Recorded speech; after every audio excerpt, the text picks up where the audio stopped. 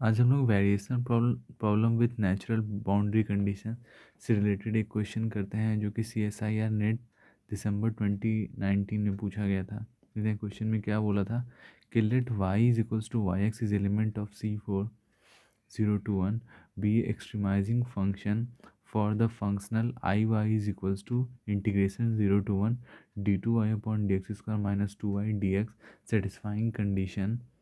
जो condition satisfy करा है इनिशियल कंडीशन वो है boundary condition y0 is equals to 0 and y1 is equals to 0 also. then the extremal yx satisfying the given condition at 0 and 1 together with natural boundary condition is given by। तो यहाँ पे हमें ये जो हमारा एक्सट्रीमाइजिंग function है वो higher order का है, तो उसके साथ हमें वाई डैश इनको देना चाहिए था पर यहाँ पे नहीं गिवन है। तो यही इसीलिए उसके लिए नेचुरल बाउंड्री कंडीशन दिया हुआ है कि together with natural boundary condition. अभी हम लोग समझेंगे कि नेचुरल बाउंड्री कंडीशन कैसे फाइंड करते हैं। ये हमें ये वैल्यू दी हुई है यहाँ पे, तो हमें बताना है कि ये जो हमारा वाई एक्स की वैल्यू वो क्या होगी। इन हमें 4 ऑप्शन दिए थे। ये 4.75 मार्क्स का क्वेश्चन था, वो करते हैं। तो यहाँ से हमें एफ़ की वैल्यू क्या मिल गई, ये जो इंटीग्रेशन के अंदर वाली वैल्यू रहती है उसको हम लोग एफ बोलते हैं, d two y upon d x square minus 2y, यही था। तो समझते हैं। तो Euler equation for higher degree के लिए हम जानते हैं, हायर ऑर्डर के लिए ये इक्वेशन हम लोग लगाते हैं जब उसमें 2 डिग्री का रहता है। इसी तरह 3 डिग्री तक इक्वेशन और बढ़ता चला जाता है, वो समझ सकते हैं हम लोग।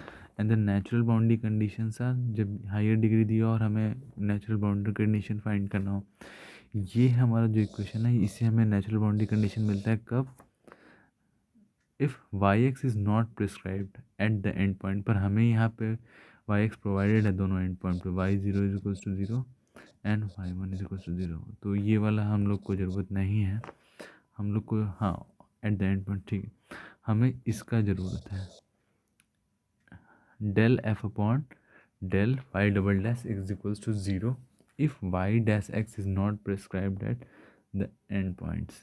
क्योंकि हमें ये नहीं प्रोवाइडेड है तो हमें इसकी ज़रूरत पड़ेगी। तो आगे चलते हैं, समझते हैं। when y0 is equals to 0 is equals to y1, ये हमारे पास है, याद रखना हमें। since y dash is not prescribed then we have। तो अभी हम ऊपर देखें कि ये कंडीशन, ये हमारा नेचुरल बाउंड्री कंडीशन रहता है कब, जब हमें y dx s is not prescribe. तो इसको समझ, तो जैसे ही इसको हम सॉल्व करेंगे तो हमारा मिला वाई डैश इक्वल्स टू 0। अब इसी में वाई डैश इक्वल्स टू 0 कब, जब 0 हो और 1 हो, 1 पे मतलब दोनों लास्ट के बाउंड्री पॉइंट्स पे y double dash 0 is equals to y double dash 1 is equals to 0। तो आगे चलते हैं। नाउ बाय आइलर्स फार्मूला, अब हमारा जो मेन इक्वेशन है उसको हम सॉल्व करेंगे। एफ़ की वैल्यू हमें पता है 2y अपॉन 2y, ये हमारा एफ़ की वैल्यू है। जब हम Euler's formula for higher order में इसकी वैल्यू पुट करेंगे तो देखिए यहाँ पे del f upon del y, इसमें केवल हाँ पार्शियल डिफ्रेंशिएशन है तो केवल ये वाला टर्म डिफ्रेंशिएट होगा पार्शियली, तो बचेगा -2। इस वाला कोई टर्म है ही नहीं तो ये 0 हो जाएगा। और इसको जब करेंगे तो ये 2y होगा, उसके बाद इसको डबल डिफ्रेंशिएशन कर देंगे तो ये हो जाएगा। तो हमारा आइलर फार्मूला से हमें ये फार्मूला मतलब ये इक्वेशन मिला। और इस इक्वेशन को जब हम एक बार, अब हमको y की वैल्यू फाइंड करनी है, जब इसको हम एक बार इंटीग्रेट करेंगे तो ये मिलेगा, 2 बार करेंगे तो ये मिलेगा, फिर ये इंटीग्रेट कर, तो इसी तरह मिलता चला जाएगा। तो y की वैल्यू हमें बेसिकली ये मिल जाएगी। और अब हमें C1 C2 C3 और C4 की वैल्यू फाइंड करनी है विथ हमारे पास जो कंडीशन आ गया है वो ये और ये है। तो चलिए फाइंड करते हैं। तो सबसे पहले जो हमारा वाई डबल डैश की वैल्यू आई है ऊपर, ये देख लीजिए यहाँ पे वाई डबल डैश की वैल्यू आई है x² / 2 + C1x + C2।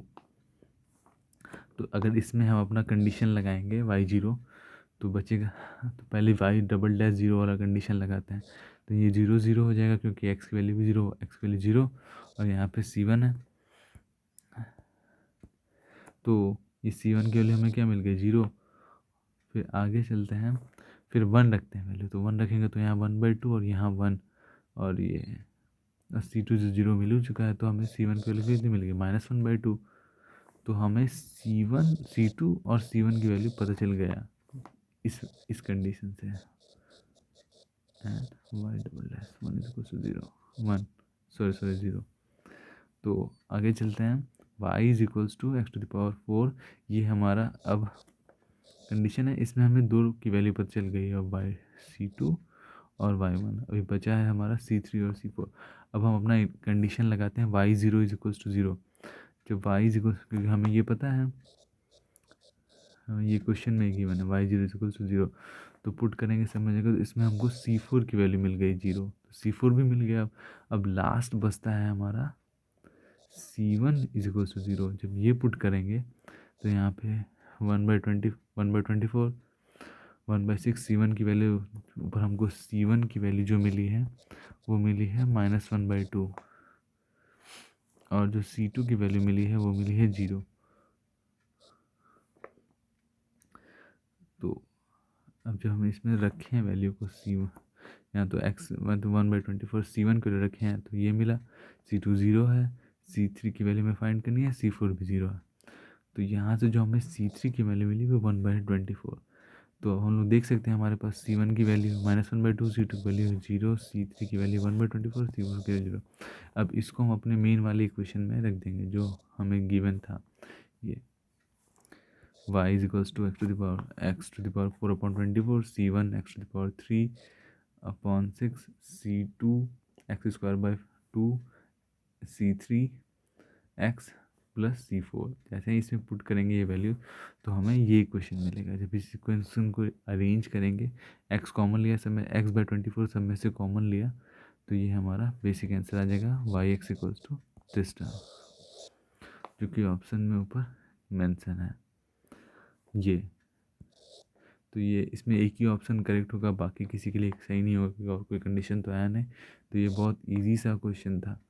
Thank you.